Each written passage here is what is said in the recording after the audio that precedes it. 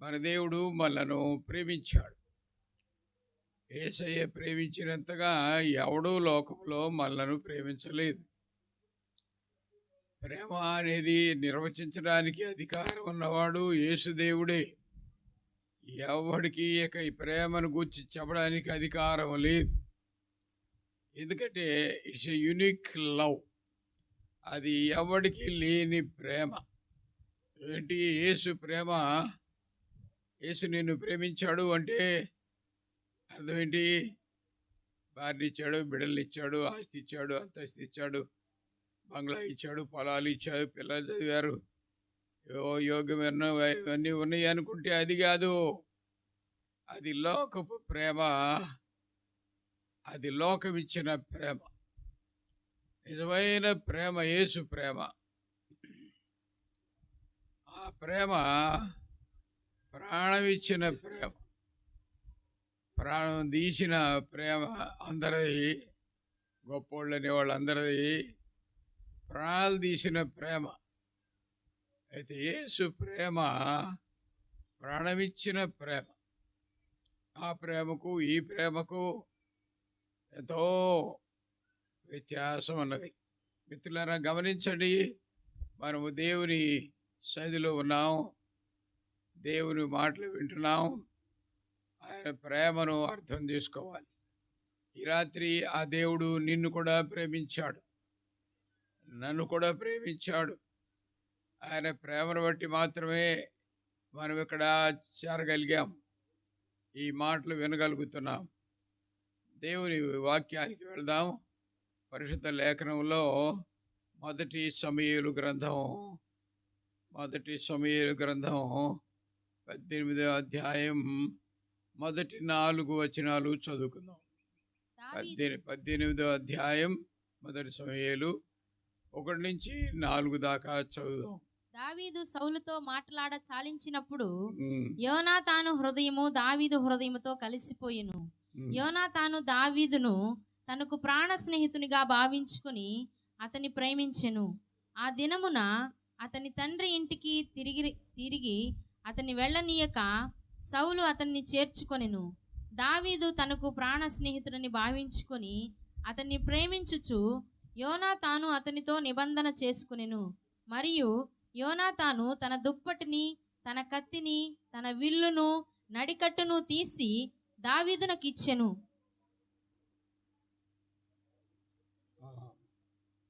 దేవుని వాక్యంలో 3వ వచనం చదువుదాం. దావీదు తనకు ప్రాణ స్నేహితుడని భావించుకొని అతనిని ప్రేమించుచు యోనాతాను అతనితో నిబంధన చేసుకొనెను. యోనాతాను అతనితో నిబంధన మొదటి వచనం చదవమ్మా. దావీదు సౌలుతో మాట్లాడుట చాలించినప్పుడు యోనాతాను హృదయము దావీదు హృదయముతో కలిసిపోయెను. ప్రార్థించుకుందాము. తలదించండి. మహోన్నతుడా, మా దేవుడా, రక్షక, నిన్ను స్తుతిస్తున్నాం, ఘనపరుస్తున్నాం, మీకు స్తోత్రాలు చెప్పుకుంటున్నాం. ప్రభువా, మమ్మల్ని మీరు ఎంత ప్రేమించారు. మీ ప్రేమ అనంతమైన ప్రేమ, వెడల్పు, లోతు, ఎత్తు, కొలవలేని ప్రేమ. ఆ ప్రేమతో మమ్మల్ని ప్రేమించావు, మీకు స్తోత్రాలు. మేము నిజంగా మీరు మమ్మల్ని ప్రేమించారనే సంగతి మా జ్ఞాపకములో లేదు. అందుకే మేము నీ ప్రేమను అర్థం చేసుకోలేకపోతున్నాం. కృపలో కార్యం చేసి శక్తి బలం మాతో ఉంచి మాతో మాట్లాడండి. మీ కార్యం జరిగించి మహిమ పొందండి. ఈ నామాన్ని ఘనపరచుకోమని యేసు నామమునందు ప్రార్థించి స్తుతించి వేడుకుంటున్నాం ప్రియా పరలోకపు తండ్రి. ఆమేన్. ప్రియమైన సోదరి సోదరులారా, దేవుని సత్యవాక్యంలో 2 వ్యక్తులను మనం చూస్తా ఉన్నాం. సౌలు రాజు ఒకడు కనిపిస్తున్నాడు, యోనాతాను కనిపిస్తున్నాడు. దేవుని పరిశుద్ధ వాక్యంలో స్పష్టంగా మనము గమనించగలిగితే ఈ మాటలు స్పష్టంగా దావీదు కనిపిస్తున్నాడు. ముగ్గురే వ్యక్తులు మనల అధ్యయనానికి నాయకులు. వాక్యంలో మనం గమనించి చూస్తే మొదటి మాట చదువు తల్లి, మొదటి మాట చదువు.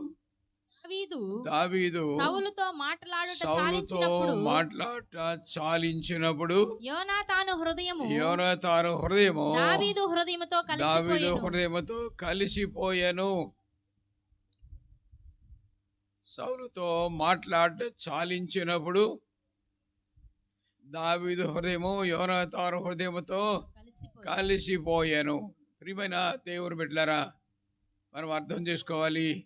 చాలామంది మరి భక్తికి వస్తున్నారు, దేవుని కార్యాల్లో ఉంటున్నారు, కానీ వారి బ్రతుకులో చేయవలసిన పని చేయడం లేదు. 3 దినాల నుంచి దేవుడు ఇక్కడ నిలబడి వాదిస్తున్నాడు మీతో. మీరు యేసు వైపు తిరగండి, దుష్టుని వైపు చూడొద్దు, ప్రభు మార్గానికి రండి అనే ప్రతి బోధ మీకు చెప్పారు. ఆ మాట లేని బోధ దాదాపు ఎక్కడ చెప్పబడ్డదు మా దగ్గర. నేను గట్టిగా ఈ సత్యాన్ని నమ్ముతున్నాను. వాక్య ప్రకారం చూస్తే ఇక్కడ దావీదుకు యోనాతానుకు మంచి స్నేహం వచ్చింది. ఇప్పుడు వారు ఒకరికి ఒకరు స్నేహితులు అయిపోయారు. ఎప్పుడు వాళ్ళ స్నేహం కుదిరింది? సౌలుతో దావీదు మాట్లాడటం చాలించినప్పుడు. యేసయ్యతో నీకు ఎప్పుడు స్నేహం కుదురుద్ది? యేసు బిడ్డవు ఎప్పుడవుతావు? నువ్వు రక్షించబడిన స్థాయి ఎప్పుడు దొరుకుద్ది నీకు? నీ బ్రతుకులో సౌలుతో మాట్లాడడం చాలించుకోవడం లేదు. You are not stopping the friendship of Satan. సైతాను స్నేహాన్ని మానేయకుండా యేసయ్యతో స్నేహం కుదరదు. దావీదు ఎప్పుడు యోనాతానుతో కలిసిపోయాడు, వాళ్ళ హృదయాలు కలిసిపోయింది ఎప్పుడు అని అంటే, మరి వాళ్ళ హృదయాలు దేవుని ప్రేమ చేత ఎప్పుడు కలపబడ్డాయి, అల్లిక చేయబడ్డాయి. They hearts are being knitted together అని రాస్తాడు ఇంగ్లీష్లో. వాళ్ళ హృదయాలు నొలక మంచం అల్లినట్టు అల్లుకుపోయినాయి అంట. ఆ దావీదు హృదయము యోనాతాను హృదయము. ఆ రకంగా క్రీస్తు సంబంధం నీకు కలిగి ఉండాలంటే, నువ్వు క్రీస్తు బిడ్డవు కావాలంటే, యేసుతో పెనవేసుకున్న ఆ భక్తుడు నువ్వు కావాలంటే ఎప్పుడు దొరుకుతుంది? అది సైతాన్తో సంబంధం తెలుసుకున్నప్పుడు. సౌలు ఇక్కడ సైతానుకు సాదృశ్యంగా నిలబడతాడు. దేవుని బిడ్డలమైన మనం అర్థం చేసుకోవాలి, ఆలోచించుకోవాలి. సభలు పెట్టారు, 3 రోజులు పెట్టారు, బాగా వెళ్ళాము, అన్ని కూటాలు విన్నాము, అన్ని ప్రసంగాలు విన్నాము అనుకుంటున్నారు, కానీ you are not leaving that Saul. ఆ సౌల్ అనే సైతాను గాని విడిచిపెట్టలేదు, పాపాన్ని విడిచిపెట్టలేదు, చాలించలేదు. పాపంతో స్నేహం చాలించామా? అబద్ధంతో స్నేహం చాలించామా? దొంగతనంతో స్నేహం చాలించామా? లోకంలో ఎన్ని మురికి పనులు చేస్తున్నాం మనం. No more. No doubt you may call yourself Christian. క్రైస్తవుడుగా నువ్వు చెప్పుకోవచ్చు, కానీ చాలించావా అని అడుగుతున్నాను నేను. అప్పుడప్పుడు ఒక పెళ్లి సంబంధం మాట్లాడుకుంటున్నారు. పెళ్లి సంబంధం అంతా కుదిరింది. ఇద్దరు చదువుకున్న వాళ్ళు బాగా మాట్లాడేశారు. సరే అంటే సరే అనుకున్నారు, డబ్బులు మాట్లాడుకున్నారు, కట్నాలు అన్నీ మాట్లాడుకున్న తర్వాత వాళ్ళిద్దరూ మాట్లాడింది. పాస్ గారు అప్పటికి చాలా అలసిపోయాడు, గంట పైన కూర్చున్నాడు. వాళ్ళ మాటలో కూర్చుని ఆయన ఎక్కడికో వెళ్ళాల్సి ఉందేమో మరి వెళ్తాను, ప్రార్థన చేసి వెళ్తాను అంటే, అయ్యగారు ఒక్క మాట ఆ అమ్మాయి లేచింది. ఒక్క మాట అండి, నాకు అప్పుడప్పుడు రాత్రి వేళ ఒక్క పెగ్గు వేసుకుంటే నిద్రపోయే అలవాటు నాకు. ఎవరు వాటిది? అమ్మాయి మాట్లాడుతుంది. ఏమంటుంది? రాత్రిపూట ఒక పెగ్గు సారా వేసుకొని పడుకుంటానండి. దానికి పర్మిషన్ ఇవ్వాలంటే ఈ పురుషుడు ఈ భర్త అని అంటే అందరూ అనుకున్నారు. గందరగోళం అయిపోతుంది. చాలామంది పెద్దలు చేరారు. దీంట్లో అంత ముగించాం, అంత మాట్లాడేసాం, చివర అయిపోయింది, రాత్రి తెడిపోతాం, భోజనం తిని వెళ్ళిపోతాము. ఇదేంటో ఈ అమ్మాయి గుండె పగలగొట్టిన కొండ పగలగొట్టినట్టు సారా తాగుతాను అంటుంది ఒక పెగ్గు అంటే వీళ్ళందరూ భయపడుతున్నారు. వీడు వద్దంటాడని. వాడన్నాడు ఆల్రెడీ పర్మిటెడ్, నేను 4 తాగిపోండి కూడా అలవాడు నాకు అన్నాడు. ఎలాంటి కమ్మని పెళ్ళి, 10 కాలాలు బతికే కాపురం అది. ఏమండి, ఈ అమ్మాయి ఒకటి తాగుద్దంట, ఒక కోతిని ఎక్కించుకునేది ఈ అమ్మాయి, ఆడు 4 కోతులు ఎక్కించుకుంటాడు. ఇక చూసుకో వాటి ఫైటింగ్ ఎట్టుడు. ఇట్లున్నారు మనుషులు. ఏసుతో వారికి స్నేహం లేదు, ఏసుతో సంబంధం లేదు.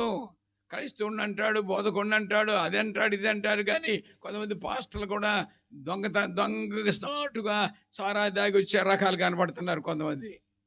నేను మీకు చెబుతున్న మాటలో ఒక్కటి కూడా అబద్ధం లేదు, గమనించాలని మీకు మనవి చేస్తున్నాను. నేను వాక్య ప్రకారం గుర్తు చేసుకుంటే వాళ్ళిద్దరు హృదయాలు ఎప్పుడు their hearts are being knitted together. వాళ్ళ హృదయాలు కలిసిపోయి, నేను ఇక్కడ రాశాడు ఇంగ్లీష్లో, వాళ్ళ హృదయాలు అల్లిక చేయబడ్డాయి. అంటే తెంపుకుంటే జారగొట్టుకుంటే ఓడగొట్టుకుంటే ఓడవు.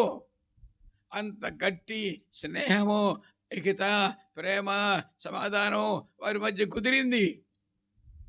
నేను మిమ్మల్ని అందరూ అడుగుతున్నాను, ఈ 3 రోజుల సభలో వాక్యమైన మిమ్మల్ని అడుగుతున్నాను నేను, నీకు అసలు యేసయ్యతో ప్రేమ కుదిరిందా? యేసయ్యతో స్నేహం కుదిరిందా? దొంగోడులాగా దొంగోడు అటు వచ్చి కూర్చుంటాడు, అడ్రస్ లేకుండా వెళ్ళిపోతాడు. ఏడు కూడా కూర్చున్న కుర్చీకి కూడా చెప్పకుండా వెళ్ళిపోతాడు. ఇట్లాంటి రకాలు యేసుతో సంబంధం కలిసిన వాళ్ళ హృదయాలు కలిశాయా? వారి మనసులు కలిశాయా? పాపిని ఒప్పుకున్నారా? పశ్చాత్తాపడ్డారా? పరమ పవిత్రుడైన యేసయ్యతో స్నేహం నీకు కుదిరిందా అని నేను అడుగుతున్నాను. చాలామంది ఏదో ఆటు ఏటు పోటు ఆటు అన్నట్టుగా వస్తారు పోతారు. కానీ కూటాలు జరుగుతాయి, 3 రోజులు జరుగుతాయి, 4 రోజులు జరుగుతాయి, 40 రోజులు జరిగినా నీ బతుకు యేసుతో స్నేహానికి కుదిరిందా? యేసుతో నీకు స్నేహం కుదిరిందా? ఎప్పుడు కుదిరింది? నువ్వు పాపాన్ని ఒప్పుకున్నప్పుడు దేవుని పరిశుద్ధ వాక్యంలో మనం ఎరుగుతాం కదా, అతిక్రమాలు దాచిపెట్టేవాడు. మీ అందరికీ తెలిసిన రెఫరెన్స్ అది, నేను కొత్తగా చెప్పాల్సిన ప్రతి క్రైస్తవునికి తెలిసి ఈ మాట. అతిక్రమాలు దాచిపెట్టుకునేవాడు వర్దెలడు. ఒప్పుకొని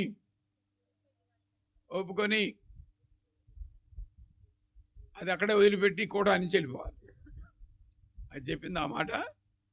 ఒప్పుకొని he must leave that sin.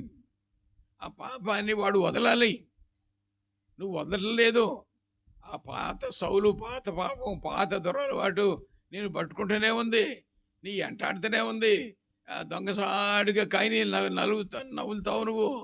అవి కైనీళ్ళు పాపం నీ ఎంట పడుతూనే ఉంది. నీకు యేసుతో స్నేహం ఎట్ట కుదురుద్దయ్యా? అమ్మా, ఒకసారి యేసుతో సరి అయిన సంబంధం లేని వాళ్ళు, స్నేహం కుదరని వాళ్ళు. యేసుతో స్నేహం కుదరాలి నీకు. ఏదో వచ్చానండి పోయానండి కాదు. నీ బతుకులో యేసుతో సంబంధం కుదిరిందా? యేసుతో నీకు సంబంధం కుదిరిందా అని అడుగుతున్నాను తమ్ముడా, చెల్లి. ప్రేమతో మిమ్మల్ని ప్రాధేయపడుతున్నాను. ఈ రాత్రి అయినా యేసుతో స్నేహం కుదరాలి నాకు. దావీదుకు, యోనాతానుకు ఎప్పుడు మనసు కలిసింది, ఎప్పుడు మాట కలిసింది, ఎప్పుడు హృదయం కలిసింది, ఎప్పుడు వాళ్ళిద్దరు స్నేహితులు అయ్యారంటే when they leave, that David left సౌలును విడిచిపెట్టినప్పుడే వీళ్ళకి స్నేహం కుదిరింది. నువ్వు పాపాన్ని విడిచిపెట్టినప్పుడే నీకు దేవుడితో స్నేహం కుదురుద్ది. పాపం చేస్తాను, పుణ్యం చేస్తాను, చర్చలోకి వచ్చి ప్రార్థన చేస్తాను, బయటికి వెళ్ళి ఆ రకమైన పద్ధతి క్రైస్తవ్యములో చాలా ఉంది ప్రియులారా. క్రైస్తవులు అనబడ్డ వాళ్ళే వీటికి బాగా అలవాటు పడిపోయారు. మొదలు ఎక్కువైపోయి ఆ సంఘపోళ్ళు, ఈ సంఘపోళ్ళు, వాళ్ళు వీళ్ళు ఎవరో ఏదో చెప్తారు, వింటారు, వాళ్ళు పోతారు, వీళ్ళు పోతారు. అంతే. యేసుతో స్నేహం కుదుర్చుకోవాలనుకునే వాళ్ళు కోడలికి రావాలి, ఆశ ఉండి రావాలి. ఇక్కడికి వచ్చిన తర్వాత you must aspire for the friendship of Jesus. యేసు స్నేహం కోసం నువ్వు ఎదురు చూడాలి. ఎట్లా కుదురుద్ది? యేసుతో స్నేహం కుదిరేది ఎట్లాగా? ఎలాగ నేను ఆయనతో మైత్రికి కలిసిపోగలను? నా హృదయం ఎప్పుడు కలుసుద్ది? నీ హృదయంలో ఉన్న పాపాన్ని నువ్వు వదిలేస్తే, నీకున్న పాప స్నేహాన్ని వదిలేస్తే, మురికి పని వదిలేస్తే, తీసి పారేస్తే, అప్పుడు వెలుగు నీ దగ్గరకు వచ్చుద్ది. అప్పుడు దేవుని కృప నీకు దొరుకుద్దని నేను మనవి చేస్తున్నాను. చాలామంది పాపాన్ని విడిచిపెట్టారు. జవహర్లాల్ నెహ్రూ గారు పెద్ద కోటీశ్వరుడు. ఎంత కోటీశ్వరుడు అంటే వాళ్ళ నాయన మోతీలాల్ గారు వాళ్ళ ఇల్లు పెద్ద పెద్ద బంగ్లా ఉండేది. ఆ ఇంట్లో 4 మనుషులు ఉండేవాళ్ళు. దాని ఎదురుగా మోతీలాల్ గారు పెద్ద ఆయన ఆఫీస్ ఎదురుగా కట్టుకున్నాడు. ఒక 1/2 ఫర్లాంగ్ దూరంలో. ఈ 1/2 ఫర్లాంగ్ దూరం కూడా రోడ్డు వేయించాడు. ఏమిటి రోడ్డు? ఇప్పుడు లేవు కానీ ఇప్పుడున్న రూపాయి బిళ్ళు, పూటీ బిళ్ళు. ఆ రోజుల్లో వెండి నాణ్యాలు ఉండేవి. ఆ నాణ్యాలు మరి మనం నాపండ్ల పరుచుకున్నట్టు ₹2 రోడ్డు వేయించాడు ఇంట్లోకి, గెస్ట్ రూమ్లోకి. అంత కోటీశ్వరుడు ఆయన. మరి నెహ్రూ గారిని అమెరికాలో ఆక్స్ఫర్డ్ యూనివర్సిటీలో చదవడానికి వెళ్తే దాని యూనివర్సిటీకి 7 గేట్లు ఉంటాయి. 7 గేట్లు ఉంటే 7 గేట్లలో ఏదో గేట్లో ఈయన కారు తీసుకెళ్ళి దించుద్ది కాలేజీలో, యూనివర్సిటీలో నెహ్రూ గారిని. అక్కడ దించి వెళ్ళిపోతే ఆయన కాలేజీకి యూనివర్సిటీలోకి వెళ్ళి అక్కడ రాసుకుని, ఎక్కడ చదువుకునో ఏదో చేసి ఆయన ఇష్టమైన గేటు ఏదో గేటుకి వెళ్ళొచ్చు. 7 గేట్లుండి 7 గేట్ల దగ్గర 7 కార్లు ఉండేవి నెహ్రూ గారికి. ఆ కారు ఎక్కి ఇంటికి వెళ్ళేవాడు. ఇక్కడికే దిగింది 2 నెంబర్ గేట్ అనుకో, అక్కడికే రావాల్సిన అవసరం లేదు. 7 చోట్ల 7 గేట్లు ఉన్నాయి. ఆ గేట్లు అంత కోటీశ్వర్లు వాళ్ళు. అలాంటి మనుషుడు మరి మనం గమనించగలిగితే, అంతటి వాడు మరి వాక్యంలో మనం గమనించగలిగితే అతనితో స్నేహం కావాలి. ఏం చేసేవాళ్ళు? ఆయనతో స్నేహం కావాలనుకునే వాళ్ళు ఏం చేసేవాళ్ళంట? దాదాపుగా ఆడు ఉండే క్యాంపసే కొన్ని 100 ఎకరాలు ఉండేది. ఆ 100 ఎకరాల్లో ఎక్కడో గేటు ఉంటుంది, బయట అవుటర్ గేట్. అక్కడ పర్మిషన్ తీసుకుని ఒక జవాన్ని అంట పెట్టుకుని లోపలికి వెళ్ళి అక్కడో గేటు, మొత్తం 5-6 గేట్లు దాటితే కానీ అసలు ఇంటి దగ్గరికి వెళ్ళరు. అన్ని గేట్లు దాటుకుంటూ పోతే కానీ ఆయన చూడడానికి వీలు కాదు, మాట్లాడడానికి వీలు అవుతుంది. మరి యేసయ్యతో స్నేహం ఎట్టుకురుద్ది నీకు? యేసయ్యతో స్నేహం ఎట్టుకురుద్ది నీకు? నీ పాపపు పొరలో, గేట్లు, తెరలో అన్నీ చించిపారాయి, దాటి పారాయి. ఎవరు సహాయమో తీసుకో, పాస్టయ్య గారి సహాయం తీసుకో, దాటుకుని వెళ్ళు. యేసయ్యని కలుసుకోవచ్చు. యేసుతో నీకు స్నేహం కుదురుద్ది. ఈ నెహ్రూ గారి స్నేహంగా మోతీలాల్తో స్నేహం కావాలంటేనే అంత దూరం వెళ్ళాలి. చచ్చాడు, పారేశాడు వాడిని. అంతేగా? చచ్చి పారేసినోడి కోసం, వాడి స్నేహం కోసం ఇన్ని గేట్లు దాటాల్సి ఉంటే యేసయ్యను కలుసుకోవడానికి ఎన్ని గేట్లు దాటాలి? నువ్వు ఎన్ని పాపాలు ఒప్పుకోవాలి? ఎన్ని తెరలు వదిలిపెట్టాలి? ఎన్ని సైతాను చాలించావా నువ్వు? అలుపు రాదు చాలామందికి. అలుపుర తాగి అలుపురాట్లా. ఇక చాలించి ఇక సార్లే, తాగిన మట్టుకు తాగాం, లోటాలు పేపాలు సారాయి తాగాం, ఇక చాలే. అలుపు రావడం లేదో. యేసుతో నీకు స్నేహం ఎట కుదురుతుంది తమ్ముడా? యేసుతో నీకు స్నేహం ఎలా కుదురుతుంది? చాలామంది జీవితాలు చూస్తే యేసుతో వారికి స్నేహం కుదరలేదు. మనం కుదిరితేగా పెళ్ళేది. యేసుతో స్నేహం కుదిరితేగా. కుదరాలి అంటే తప్పులన్నీ ఒప్పుకోవాలి, ఉన్నవన్నీ విడిచిపెట్టాలి. 1 పేతురు 4వ అధ్యాయము 2వ వచనం చూస్తే అక్కడ మనం స్పష్టంగా ఒక మాట చదువుతాం. చూడండి, దేవుని బిడ్డలారా, అర్థం చేసుకోండి, ఆలోచించుకోండి, అర్థం చేసుకుని ఆలోచించుకోండి, గమనించుకోండి. నేను మీకు మనం చేస్తా ఉన్నాను. క్రీస్తు శరీరమందు క్రీస్తు శరీరమందు శ్రమపడెను గనుక మీరును అట్టి మనస్సును మీరు ఆయుధముగా కూడా ధరించుకొనుడి. మీరు కూడా అట్టి మనసును ధరించుకోండి. శరీర విషయములో శ్రమపడినవాడు శరీరమందు జీవించిన మిగిలిన కాలము జీవించే కాలము ఇక మీదట మనుజాశలను అనుసరించి మనుజాశలను అనుసరించడము నడుచుకోక దేవుని ఇష్టానుసారంగా నడుచుకున్నట్లు పాపముతో జోలి ఏమీ లేకుండా ఉండును. పాపంతో జోలికి ఏమీ లేకుండా ఉంటాడు. అర్థమవుతుందా? ఆ నెహ్రూ గారి గురించి మరొకటి సంగతి చెప్తాను. తండ్రి మోతీలాల్ గారు చచ్చిపోయాడు. నెహ్రూ గారు వచ్చాడు. ఆయన వచ్చిన తర్వాత ఒకరోజు కారులో అప్పుడు రోజులు మంచి ఖరీదైన రోల్స్ రాయిస్ కార్ అని పెద్ద మంచి ఖరీదైన కారు. అది 2 అడుగులు 3 అడుగులు గుంతలో పడ్డా కానీ పైన సీట్లో కూర్చున్న డ్రైవర్ కానీ ప్యాసింజర్ కానీ కదలరు. అంత మంచి కారు ఉంటుంది రోల్స్ రాయిస్ కారు. కోటీశ్వర్లకు ఉండేది కారు. ఆ కారులో వెళ్తున్నాడు, ఎక్కడికో వెళ్తున్నాడు నెహ్రూ గారు. వెళ్తా ఉంటే ఆ కారు ఎక్కి 10 నిమిషాలు వెళ్ళారు. అది ఏసీ అంత గందరగోళం ఉంటుంది. దానిలో 10 నిమిషాలు వెళ్ళాక మురికి వాసన వస్తుంది. రై డ్రైవరు గడ్డం పెంచుకుంటారు పేరు రైట్ సర్దారు అతను కారు రై ఏట్రా మురికి వాసన వస్తుంది, కారు తుడిచావా నువ్వు? కారు నాకు రెడీ చేసినప్పుడు తుడిచావా, శుభ్రం చేసావా? అయ్యారు నేను శుభ్రం చేసుకునే ఉన్నానండి. ఏంట్రా వాసన వస్తుంది, దిగు, నేను కూడా దిగుతాను. ఈ వాసన కారులో వాసన ఏంట్రా అంటే ఆడు గబగబా అక్కడిక్కడ అంతా వెతికాడు.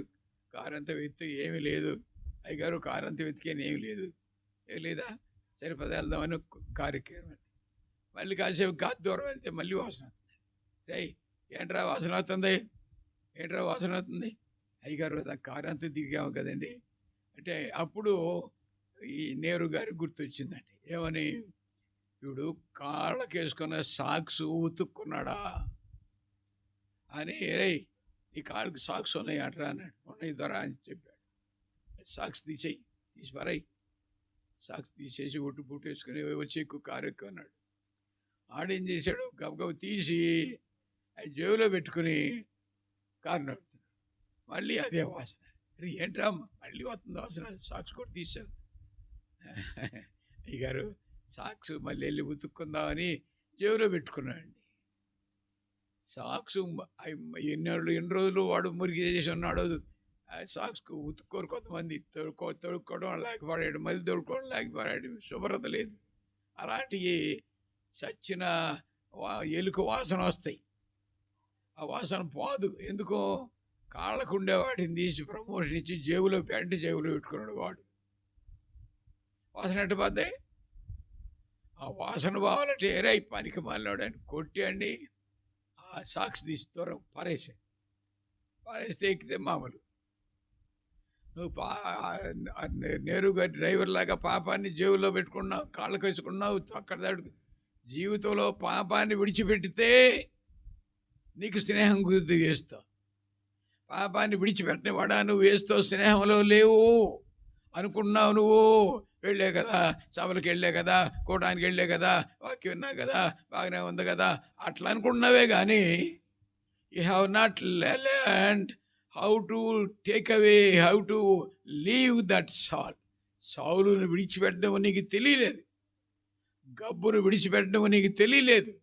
ఆ డ్రైవర్కి ఆ మురికి సాక్స్ తీసి పారేయటం వాడికి ఇష్టం లేదు. గబ్బును వెంటే పెట్టుకెళ్తున్నాడు. నీకు పరిస్థితి అట్ట ఉందేమో నాకు తెలియదు. విడిచిపెట్టావా పాపాన్ని? తులవాటు విడిచిపెట్టారా? వ్యభిచారాన్ని విడిచిపెట్టారా? త్రాగుడిని విడిచిపెట్టారా? ఏమండి, చాలామంది జీవితాల్లో ఇలాంటి పరిస్థితులకు వచ్చేస్తున్నాడు. అప్పుడప్పుడు చేస్తూ ఉంటే స్నేహం తెగిపోయింది, నీకు స్నేహము లేదేస్తా. యోనాతాను హృదయము దావీదు హృదయము కలిసిపోయింది. ఎప్పుడు? సౌలును విడిచిపెట్టిన పాపాన్ని విడిచిపెట్టినప్పుడు. పాపాన్ని విడిచిపెట్టకుండా, లోకాన్ని విడిచిపెట్టకుండా నీ జీవితంలో నువ్వేది చేసినా ప్రయోజనం లేదు. నీ హృదయము యేసుతో పెనవేసుకోదు. యేసన్ గారు రాశాడు ఒక పాట, నా హృదయం యేసుతో పెనవేసుకుంటుంది అని ఒక పాట రాశాడు. నేను పాడలేనులే, మీరు ఎవరైనా పాడతారేమో నాకు తెలియదు.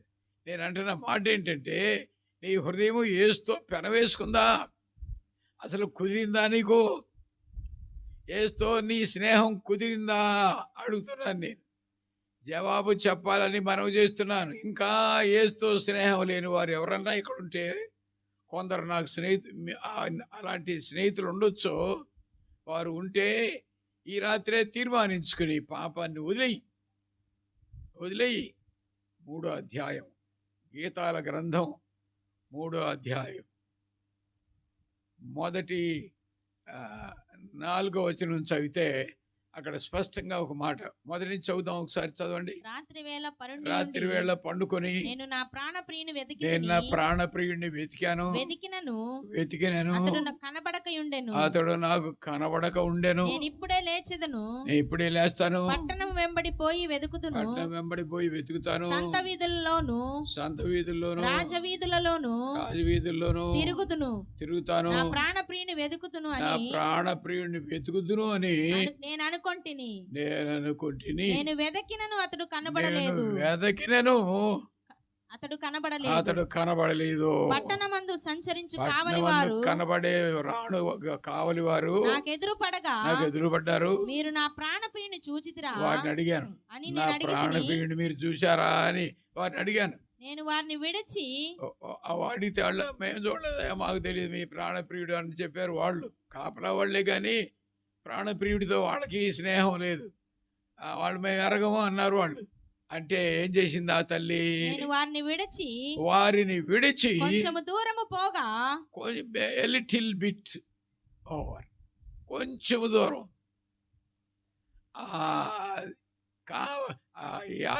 యజమానితో, గురువుతో, రాజుతో సంబంధం లేని వారు ఎంతమంది కనబడ్డా వాళ్ళ స్నేహం ద్వారా, వాళ్ళ మాటల ద్వారా, వారి రాజకీయాల ద్వారా నీకేమీ మేలు జరగదు. రాజవీధిలోకి వెళ్ళింది, సంత వీధిలోకి వెళ్ళింది, అని స్థలానికి వెళ్ళింది, స్నేహితుల్ని అడిగింది కానీ దొరకలేదు. సొంత యజమానుడు వాళ్ళు విడిచిపెట్టి కొంచెం దూరం వెళ్ళిందండి. విడిచిపెడితే దొరికింది యజమాని హస్తం. ప్రియుని హస్తం ఎప్పుడు దొరుకుతుంది నీకు? ఎప్పుడు కుదురుతుంది నీకు స్నేహము? ఎప్పుడు కుదురుతుంది? నువ్వు పాపాన్ని విడిచిపెట్టి ఖాళీ చెయ్యి ఇస్తే అప్పుడు నీ ప్రియుడి నిన్ను అందుకుంటాడు, ఆదుకుంటాడు. దేవుని బిడ్డలారా, అర్థం చేసుకుని వారిని విడిచి 4వ వచనం చదువు. వారిని విడిచి కొంచెము దూరము పోగా నా ప్రాణప్రియుడు నాకు ఎదురుపడ్డాడు. వదిలిపెట్టక అతన్ని పట్టుకున్నా. చూడండి, ప్రియురాలు ప్రియుడిని వదిలిపెట్టక పట్టేసుకుంది. స్నేహం కుదిరింది, ప్రియుడిని పట్టుకుంది. నువ్వు పట్టుకోలేవు, నీకు దొరకడు. నీ అపవిత్రత విడిచిపెట్టకుండా, మహిళలు విడిచిపెట్టకుండా ఉంటే, రాజకీయాలు విడిచిపెట్టకుండా ఉంటే, ఒక అతను నా దగ్గరికి వచ్చి, అయ్యగారు మొదట మీ దగ్గరికి వచ్చాను, నేను కౌన్సిలర్గా నిలబడబోతున్నాను, గెలిచేటట్టు నాకు ప్రార్థన చేయండి అన్నాడు. నేను చెప్పాను, తమ్ముడా నువ్వెన్నడూ చర్చికి రాలేదు, మనిషివి తెలుసు, మీ నాయన తెలుసు నాకు, నువ్వు ఎప్పుడు చర్చికి రాలేదు, నేను గెలిపించమని నేను ఏం ప్రార్థన చేయ, నాకు అధికారం లేదయ్యా, నీ కొరకు ప్రార్థన చేయడానికి నాకు అధికారం లేదు. ఏదో స్నేహితుడు కుమారుడు కనుక నెత్తిని చేపెట్టినా, నేను నిన్ను వాడేసుకున్నా, ఏం చేసినా నా వల్ల నీకు మేలు రాదు. ఎందుకంటే your belonging is with Satan. సైతానుకి వెళ్ళి పూజ చేసుకొచ్చావు. మొన్ననే అక్కడికి వెళ్ళి పెద్ద దెయ్యం దగ్గరికి వెళ్ళి వచ్చావు. మోడీ కూడా వెళ్ళాడు ఆ పెద్ద దెయ్యం దగ్గరికి. అక్కడికి పోయి వచ్చావు. ఇప్పుడు నువ్వు గెలిచేటట్టు నేను ప్రార్థన చెయ్యాలి. ఎట్లా యేసుతో స్పందన ఎలా కుదురుతుంది? పాపంలో బతుకుతున్నావే, విగ్రహారాధనలో సాగుతున్నావే, ఎలాగూ నీ బ్రతుకుతో యేసుకు స్నేహం ఉంటుంది. యేసుతో నువ్వు పెన వేసుకున్న విధానం ఎలా వచ్చింది? ఈ అమ్మ రాజకీయాలు అందరిని విడిచిపెట్టి, కొంతమంది సొంత ఆయనతో సంబంధం లేని కాపర్లను విడిచిపెట్టి కొంచెం దూరం వెళ్తే ప్రియుడు దొరికాడు అంతే. ప్రియుడిని పట్టుకొని అంతే విడిచిపెట్టలేదు అతను. అందరికీ అమ్మలారా వినండి, కొంచెం నా జోలికి రావాకండి, నన్ను గదిలించవాకండి. I want my dear one. నా ప్రియుడు నాకు కావాలి. నాకు కావాల్సింది నా ప్రియుడు. నేను ఆయన పట్టుకుంటా, నేను ఆయన వదిలిపెట్టను. ఆయన నాకు కావాలి. శాదదీరి తృప్తి పడే పొంది బయటికి వచ్చేదాకా ఎవరు నన్ను అభ్యంతరపరచొద్దు అని మాట్లాడింది.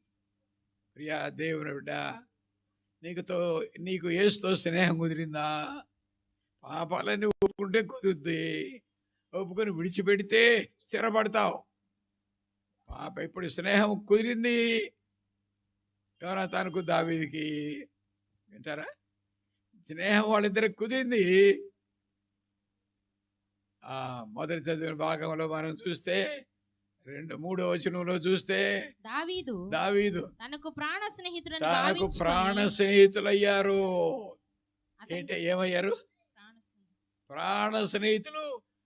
స్నేహం కుదిరింది, స్నేహం ముదిరింది. ఇప్పుడు స్నేహం కుదరటం కాదు, ముదిరింది స్నేహం. ప్రాణ స్నేహితునిగా భావించుకొని అతన్ని ప్రేమించుచు యోనాతాను అతనితో నిబంధన చేసుకొని both of them they are sharing their love. వారి ప్రేమను ఒకరితో ఒకరు పంచుకుంటున్నారు. నీ స్నేహితుడు యేసు దొరికితే, నీకు ఆయన స్నేహం ఉంటే రోజు నువ్వు ఆయన మాట్లాడుకోవాలి. భక్తులు కొంతమంది కనబడతారు కానీ దేవుడు మాట్లాడో, దేవుడు నడిపించడో, దేవుడు ఎప్పుడో ప్రవక్తలతో మాట్లాడాడు, ఈ అమ్మంత ఎట్ట మాట్లాడతాడయ్యా అని వాదన చేసే బోధకులు కూడా ఉన్నారు కొంతమంది. వాళ్ళ సంగతి నాకు అక్కర్లేదు. కానీ నువ్వు నిజమైన దేవునికి స్నేహితుడు అయితే రోజు నీతో మాట్లాడాలి. There must be regular contact between you and your friend God. యేసుకు నీకు స్నేహం ఉండాలి. ప్రతిరోజు నువ్వు మాట్లాడాలి, చెప్పుకోవాలి.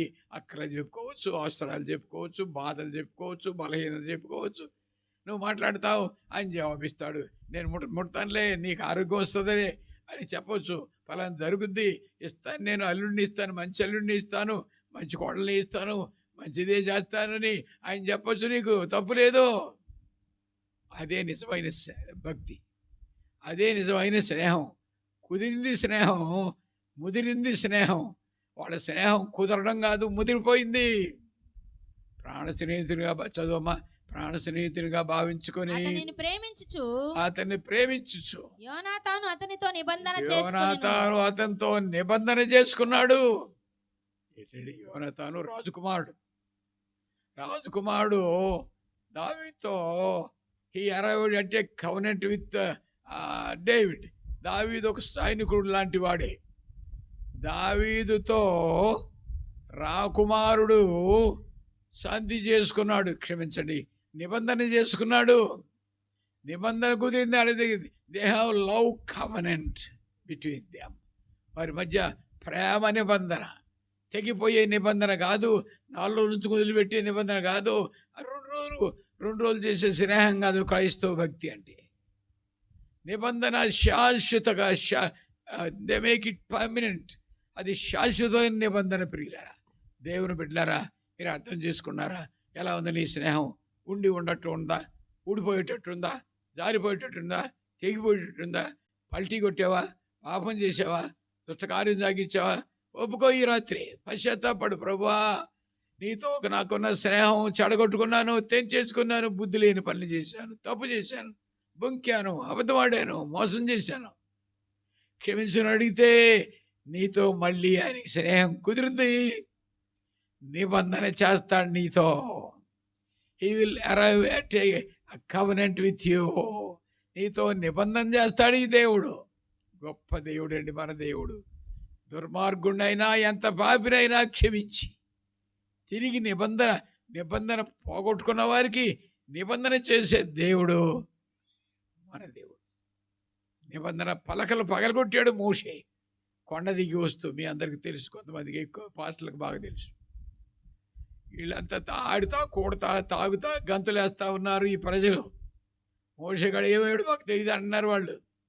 ఆ దెబ్బకి తట్టుకోలేక మనిషిగా ఉన్నవాడు కనుక ఆ పలకలు పగలగొట్టాడు. He has broken the covenant. దేవుని ఆజ్ఞల పలకలు పగలగొట్టుకున్నాడు. దేవుడు వదిలిపెట్టలేదు. Is a loving God. నువ్వు పలకలు పగలగొట్టుకున్నా మోషేలాగా ఉన్నావేమో నాకు తెలియదు. యేసు దేవుడు తర్వాత మోషే జీవితాన్ని చూస్తే మోషేతో మళ్ళీ దేవుడు మాట్లాడాడు. పైకి రమ్మన్నాడు. పలక చేసుకుని రావయ్యా. ముందైతే నేనిచ్చాను పలక, నీ శ్రమ లేకుండా నీకు ఇచ్చాను, శ్రమ లేకుండా నీకు రక్షణ ఇచ్చాను అన్నట్టు. ఆ శ్రమ లేకుండా పలక తీసి రాశాను, పగలగొట్టేసావు నువ్వు. పలక తీసుకుని రా. కొండకి వెళ్ళాడు, ఏడో తిప్పలు పడ్డాడు, పలకలు తీసుకున్నాడు, దేవుడి దగ్గరికి వెళ్ళాడు. తిరిగి దేవుడు తన చేతితో రేలితో 10 ఆజ్ఞలు రాశాడు. The very hand writing of God came down. దేవుని చేవరా. దేవుడు కూడా చేతు మనలాగానే పెన్లాగా రాసే కెపాసిటీ యోగ్యత ఉందన్నమాట. పలకల మీద రాస్తే ఆ 2 పలకలు తెచ్చాడు. రెండోసారి చేసిన నిబంధన బట్టి. అర్థమవుతుందా? ఒకవేళ మీరు పొరపాటు ఉండొచ్చు, యేసుతో స్నేహం చేసి పొరపాటు ఉండొచ్చు, తప్పుపడి ఉండొచ్చు, ఎక్కడో మోసంలో దిగిపోయి ఉండొచ్చు, సైతాను కార్యాల్లో దిగి ఉండొచ్చు. But you came down. దిగొస్తే, అడిగితే, ఏడిస్తే, పశ్చాత్తాపడితే నిబంధన చేయడానికి దేవుడు ఈ రాత్రి సిద్ధమై వచ్చాడు. ఈ రాత్రి నీతో నిబంధన చేస్తాడు దేవుడు. ఈ రాత్రి నిన్ను రక్షిస్తాడు దేవుడు. ఆయనతో నీకు మళ్ళీ స్నేహం కలుసుద్ది, స్నేహం కుదురుద్ది. దేవుడు దర్శించే కాలం ఒకటి ఉంది. ఇది నీవు అర్థం చేసుకోవాలి ప్రియుడా, చల్లి తల్లి. నా మాట వినండి దయచేసి. వాక్యంలో చూస్తే 3వ వచనం మళ్ళీ చదువునాయన మొదటి భాగాన్ని. దావీదు తనకు ప్రాణ స్నేహితునిగా భావించుకొని అతనిని ప్రేమించుచు యోనాతాను అతనితో నిబంధన చేసుకొనెను. నిబంధన చేసుకున్నాడు. చదువుమా. మరియు యోనాతాను తన దుప్పటిని తన కత్తిని తన విల్లును నడికట్టును తీసి దావీదుకి ఇచ్చేశాడు. గిఫ్ట్ వచ్చింది, బహుమతి వచ్చింది. నువ్వు నిజంగా పోగొట్టుకున్న నిబంధనలో పొరపడ్డాను ప్రభువా, నీతో రక్షించబడి పొరపడ్డాను, నిబంధన పాడు చేసుకున్నాను, నీతో నీ స్నేహపు నిబంధన. Your friendly yoke I have broken.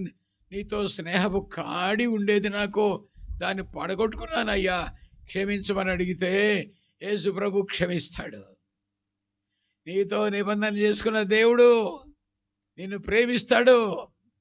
He will gift you. ఆయన నీకు బహుమతి ఇస్తాడు, బహుమానం ఇస్తాడు. చదువు ఒకసారి ఆ మాట, చదువు ఒకసారి. మరియు యోనాతాను తన దుప్పటి కత్తి తన విల్లును నడికట్టును తీసి దావీదుకు 4 బహుమతులు వచ్చాయి. మొదటిదేంటి? దుప్పటి. ఏ కవరేజ్. చలికాలంలో దుప్పటి కప్పుకుంటాం అన్నట్టుగా దేవుడితో కప్పుకోవడానికి తన దుప్పటి నీకు ఇస్తాడు. దుప్పటి అంచు దొరికితే నీకు 2 ఫలం వచ్చుద్ది అని చెప్పాడు దైవసేవకుడు ఏలియా. అట్లాగే 2 దీవెన దొరికింది. నీకు కూడా దుప్పటిస్తాడు దేవుడు. దేవుడితో తెగిపోయిన దాన్ని కలుపుకుంటే, పొరపాటు పడింది క్షమించమని అడుక్కుంటే, పొరపడ్డాను మన్నించమని అడిగితే అది నీతో నిబంధన మళ్ళీ చేస్తాడు. నీకు ఇదిగో బహుమతి ఇస్తున్నాడు, దుప్పటి కప్పుతాడు. అతడు వెళ్ళి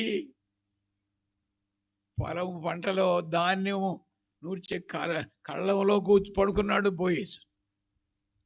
ఆడికి వెళ్ళారు నయోమి, రూతు. ఆ రూతు దగ్గరగా ఉంది. నయం కొంచెం దూరంగా ఉంది. మధ్యరాత్రి వేళ వెళ్ళి ఆ దుప్పటి కొంచెం కాళ్ళ మీద దుప్పటి తొలగించి కూర్చుంటే చలి పడుతుంది ఈ యజమానికి. పోయేసుకు ఏంట్రా నేను కంబలు కప్పుకున్నాను, వర్షం కూసే కానీ తల కంబలు కప్పుకుంటే ఇదేంటి చలి పడుతుందని చూస్తే కాళ్ళ మీద దుప్పటి తొలగించి ఉంది. ఇద్దరు స్త్రీలు అక్కడ ఇక్కడగా ఉన్నారు. ఎవరు మీరు, ఎందుకు వచ్చారు, నా కాళ్ళ దుప్పటి ఎందుకు తీశారు?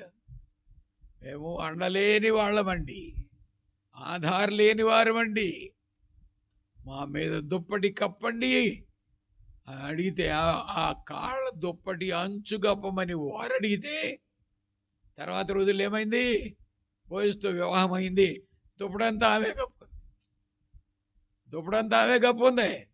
నీకు దేవుడితో స్నేహం సరిగ్గా కుదిరితే, నీ బుద్ధి కుదిరితే, చండాల బుద్ధి వదిలేస్తే, చుట్టపైకలు వదిలేస్తే, చాటున పనికి మాలిన పనులు చేసేదంతా మానేసుకుంటే దుప్పడంతా కప్పుతాడు. నీకు దుప్పడంతా కప్పుతాడు. అమ్మకు దుప్పటి దొరికింది ఈ దావీదుకి మొదటి బహుమానం. రెండోది ఏంటి? తన కత్తిని. కత్తి అంటే ఇర్మియా గ్రంథంలో చివరి రాస్తాడు, చదవడానికి టైం లేదు. వాక్యమైన ఖడ్గం ఇస్తాడు దేవుడు నీకు. వాక్యపు ఖడ్గంతో ఎవరినైనా నరకవచ్చు. దగ్గరుండే శత్రువు నరగడానికి ఖడ్గము, సైతాన్ నరగడానికి ఖడ్గము వాక్యం ఉంది. ఆ వాక్యంతో ప్రభు అయిన క్రీస్తు కూడా వాక్యంతోనే సైతాన్ని కొట్టేశాడు. ఆయన ఉపవాస దినాలలో శోధించడానికి వచ్చినప్పుడు యేసయ్య వాక్యపు ఖడ్గము నీ దగ్గర ఉందా? నీకు ఆ బహుమతి దొరికిందా? నీ స్నేహితుడితో నీ స్నేహం ముదిరి ఉంటే, నిబంధన మళ్ళీ చేసి ఉంటే, అబ్బా ఆయన నీకు ఖడ్గం ఇస్తాడు. చదువు.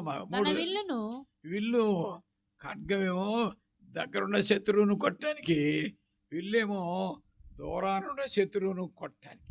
ఇప్పుడు బాంబులు వచ్చినాయి కానీ ఇరానోళ్ళకి అమెరికాకి అప్పుడు లేవు బాంబులు. ఇవే ఉండేవి. ఖడ్గం ఉండేది దగ్గర నరకడానికి, ఆ విల్లు ఉండేది దూరానుండే శత్రువుని చంపడానికి. దూరానుండి అమెరికాలో ఉండే శత్రువుని కూడా చంపచ్చు. నీ దగ్గర ఉన్న విల్లు ఉంటే ఏంటి, ఎక్కడ అమెరికాలో ఉన్న బొమ్మ, లేకపోతే ఇంగ్లాండ్లో ఉన్న బొమ్మ, ఏ దేశంలో ఉన్న బొమ్మ మనం ఇటు చూస్తున్నాం కదా, మాట్లాడుకుంటున్నాం కదా. ఇప్పుడు మీ దగ్గర ఉండే, మీరు అందరి దగ్గర గుండి ఉందో లేదో కానీ నాకు తెలియదు. మీ గుండి మీ దగ్గర ఉందో నాకు తెలియదు కానీ సెల్లు మాత్రం మీకు ఉంటుంది. అదిగో నాకు కూడా ఉంది సెల్లు. మీ సెల్ మాత్రం మీకు ఉంటుంది. నేను మీకు జ్ఞాపకం చేస్తున్నాను, వినండి దయచేసి. దేవుని బిడ్డలారా, మన పరిస్థితులు ఎలా ఉన్నాయి, ఎలా చేస్తున్నాం మనం, పొరపాటున వచ్చాను. గమనించండి.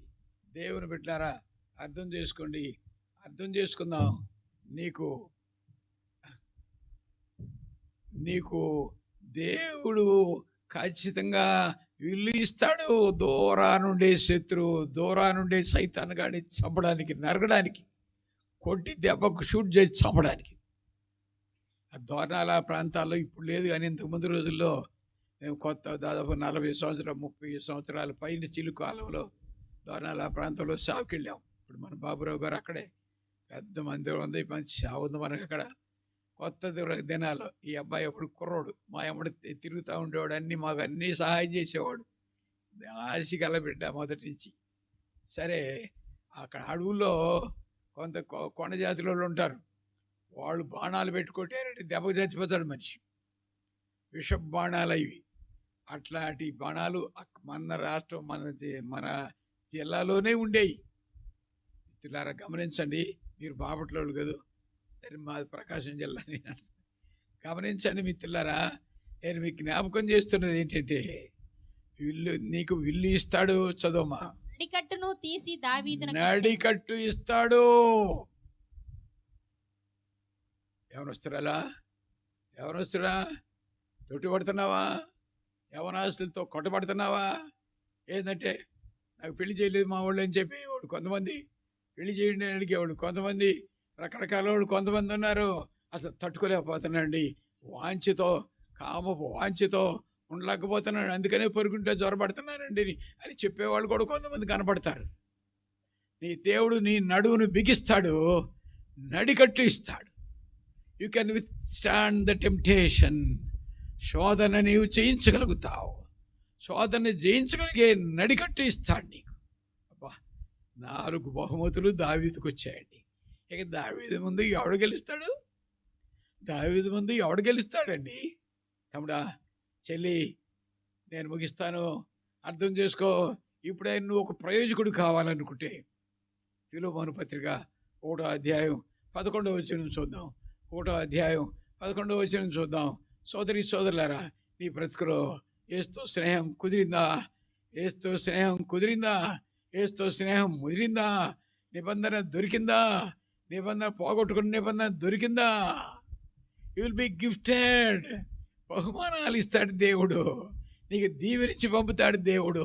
గొప్ప దీవెనతో నింపుతాడు దేవుడు. అర్థం చేసుకుని ఈ రాత్రి అయినా పశ్చాత్తాపడితే, పాపాలు ఒప్పుకుంటే, పశ్చాత్తాపడితే గొప్ప దేవుడు నిన్ను దీవిస్తాడు. 11వ వచనం చదవండి, ఫిలోమోను పత్రిక. అతడు మునుపు నీకు నిష్ప్రయోజనమైన వాడే కానీ ఇప్పుడు నీకును ప్రయోజనకరమైన వాడాయను. ఈ ఓనేసిము అనే అతని గురించి వ్రాయబడిన మాటలు. ఫిలోమోను అనేటువంటి ఒక పెద్ద ధనికుడు, ఆయన దగ్గర వీడు పనిచేసేవాడు. మరి ఎట్లనో ఏమైందో ఆ ఇంట్లో ఒకరోజు మనం గడపార అంటాం కదా, అది తీసుకుని వెళ్ళిపోయాడు. ఎందుకు తీసుకెళ్ళి తెలియదు. అది తీసుకెళ్ళిపోతే మొత్తం మీద ఇతని మీద కేసు పెట్టేశారు. కేసులో దొరికాడు. కొనేసేమో తీసుకెళ్ళి జైల్లో వేశారు. అది దేవుని కార్యం అని అనుకుంటాం.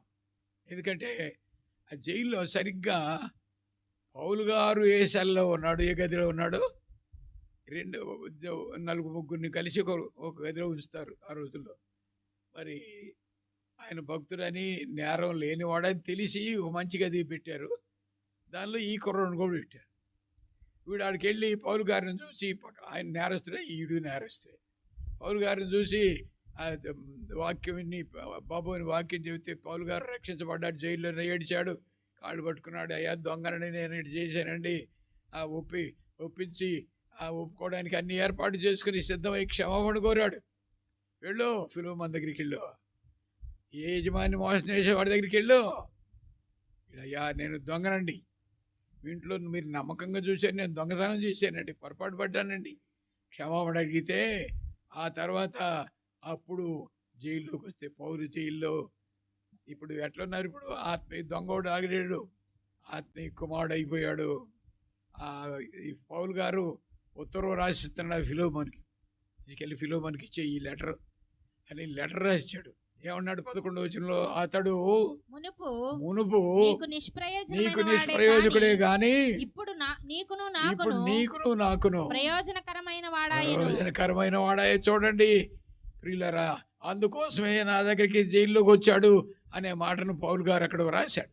మిత్రులారా, నేను మీతో మాట్లాడుతున్నది ఏంటంటే, ఒకప్పుడు దొంగేవాడు, జైల్లో పడ్డవాడే, జైల్లో రక్షణ దొరికింది వాడికి, పాప క్షమాపణ దొరికింది వాడికి. ఫిలోమోను దగ్గరికి వెళ్ళాడు, క్షమాపణ కోరాడు. ఉత్తరంలో ఏం రాస్తారా, మునుపు నిష్ప్రయోజకుడే, మునుపు దొంగోడేవాడు, బట్ నాట్ నౌ, ఇప్పుడు దొంగోడు నీకు నాకు ప్రయోజకుడు. జైల్లో నాకు పరిచర్య చేస్తున్నాడు, ఇదిగో బయటకు వచ్చి నీకు కూడా చెప్తాడు దేవుని మాటలు. అంత మంచివాడైపోయాడయ్యా అని చెప్పాడు. దావీదును ఏమంచు, అదృష్టవంతుడు. ఎందుకు? ఆయనకి 4 బహుమతులు ఉన్నాయి. ఎవడు దావీదు జోలికి రాలేడు, ఎవడు గెలవలేడు, దావీదును మించిన వాడు ఎవడు లేడు అని చెప్పుకోవచ్చు. ఓనేసిము సంగతి కూడా అలాగే. క్రితంలో దొంగే కానీ, నేరం చేసిన వాడు కానీ క్రితంలో కానీ, ఇప్పుడు నీకు ప్రయోజకుడే నాకు ప్రయోజకుడే, నీకు ప్రయోజకుడే నాకు ప్రయోజకుడే. ఎలాంటి సమర్థుడిగా మారాడు, ఎంత నీతిమంతుగా మారాడు, ఎటువంటి సాక్ష్యం వచ్చింది, ఎంతటి యోగ్యత వచ్చింది. What is the reason? కారణం ఏంటి? ఆ సౌలుని విడిచిపెట్టేశాడు, ఆ పాపాన్ని విడిచిపెట్టేశాడు, ఆ దుర్మార్గతను విడిచిపెట్టేశాడు. దావీదు 4 బహుమతులు మోసుకెళ్ళినట్టు, ఓనేసిము నీతి అనే వస్త్రం మోసుకెళ్ళినట్టు, carry Jesus from this place. ఇక్కడి నుంచి యేసుని మోసుకుని వెళ్ళండి, యేసుని తీసుకుని వెళ్ళండి, పాపమంతా విడిచిపెట్టండి, లోకాన్ని విడిచిపెట్టండి, యేసు మార్గానికి వెళ్ళండి, రక్షించబడండి. ప్రభు మిమ్మల్ని బహుగా విస్తరించి దీవించి నడిపించుగాక. అందరూ లేచి నిలబడదాం, ప్రార్థించుకుందాం.